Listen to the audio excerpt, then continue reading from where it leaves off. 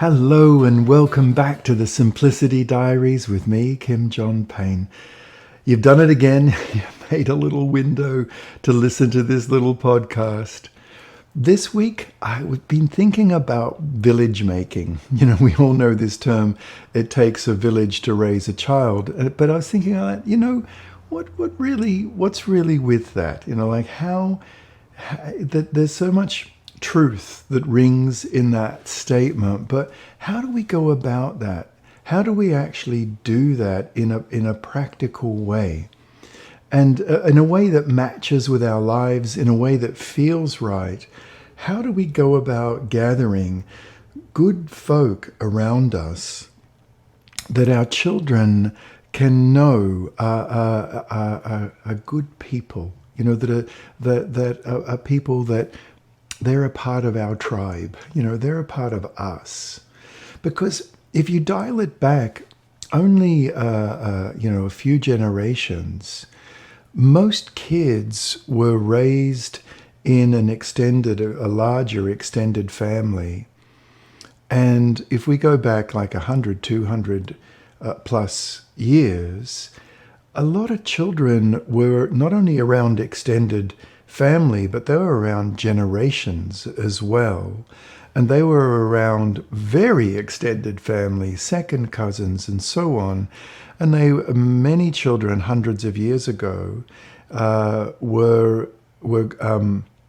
growing up in a place that their parents grew up in, and their parents' parents, and their parents' parents' parents grew up in. And it was almost like, well, not almost, we were born into this, right? Now, those days are fading for many of us, and if they still exist, we're creating them consciously with conscious multi-generational living. There are people who are doing that beautifully to this day, of course. But it's a decision we make to do that. We're a much more mobile society now. And children, in that sense, still have this deep need for their people around them. You know, in one way you could see it as it's like, oh gosh, we don't have all that warmth and security of the past. But with that warmth and security of, hundreds of years ago raising kids, also came a lot of restrictions. Also what came with it was a lot of boundaries, restrictions.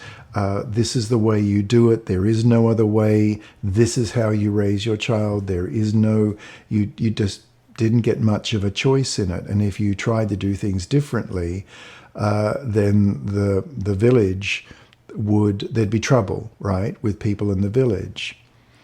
So in one way, it's great to be free of all that, because now we can raise our children in the way we choose to, consciously. We don't have to just fall into the norms that were created, and the rules and the boundaries that were created by people that we might not agree with. So now we get to choose. That's the good part. The part that's not so great is that now we're on our own. But that's not the end of the story, right? Because we can move on, say, okay, we are on our own raising kids these days. There isn't such a thing as an automatic tribe for most, perhaps for some, but for most kids, for most families, not so. So particularly in Western culture, of course. But what we can do is create a conscious village. We can create our people. And that's where we do get to choose. And this can be done ever so simply, can't it? Where if there's a babysitter, for example, and a long-standing babysitter, and someone who comes and watches the children who's been doing that for a couple of years or more, rather than when they walk in the door, we rush out, rather than do that, perhaps we could spend just that 5 minutes chatting with them. I know we do that sometimes, but doing it consciously and saying, how are things going and how are things at work for you? And gosh, is your grandma feeling better these days? How's that going? And see, the children are watching this. They're watching it.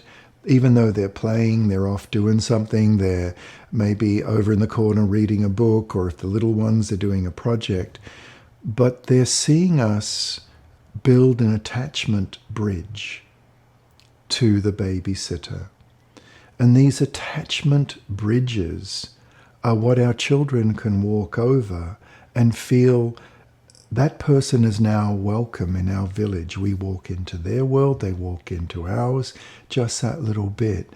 It can be the same with a good neighbor, someone or someone in the town or lives in the neighborhood that you admire, that you feel is a good person, and you basically, almost make a plan to befriend them because you want your children to experience that's a good guy, that's a good person, that's a really loving older person in the community.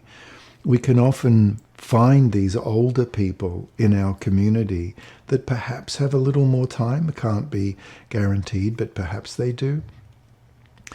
And invite them over for a cup of tea and have a lovely chat with them. It doesn't mean they're the family's besties, although who knows. But what we're doing is that we're building an attachment bridge consciously, and we get to choose the people from our church groups, from our towns, from our sports clubs, from wherever we find good people that we would like our children to be around.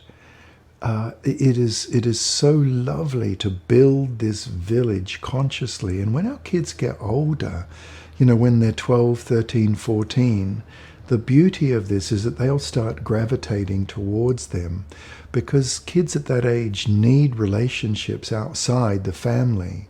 But if in their younger years we've built those relationships up, they will naturally turn to those people, good people, grounded people, people who live value-based lives. They'll turn to them. And they won't necessarily only turn to other people who aren't doing good stuff, other people in the world that you wish they wouldn't be influenced by. Now, is some of that going to happen? Maybe, as kids explore, as teenagers explore the world. But if there's a dear family of a family friend who you've established that attachment bridge, then as the kids grow, they can disclose in them. They can spend time with them. They can do stuff with them, and that they're a real presence in your tribe, and in that way, I guess ultimately, what we're doing in establishing a conscious village and building these bridges, what we're doing is saying to children, there are good people in the world. There are things happening in the world that are not good, that are hurtful, that are downright horrible, even evil. But there are also good people in the world. And even when we're not with them, we can be wondering, I wonder what our friend Sally is up to now. Do you think, yeah, that's right, she probably is feeding her dogs. She does it at this time every day. We know that, don't we? Yes, that one dog is getting very old, isn't it? And I wonder, I wonder what Jeff is doing now. Or I wonder, and it could even be with a teacher, a very dear teacher who you feel is someone, or a sports coach that is definitely what you would like to have those values be absorbed by your children. You can wonder out loud, gosh, I wonder what Miss McNamara is doing at the moment. I wonder what Miss Mackenzie is doing at the moment.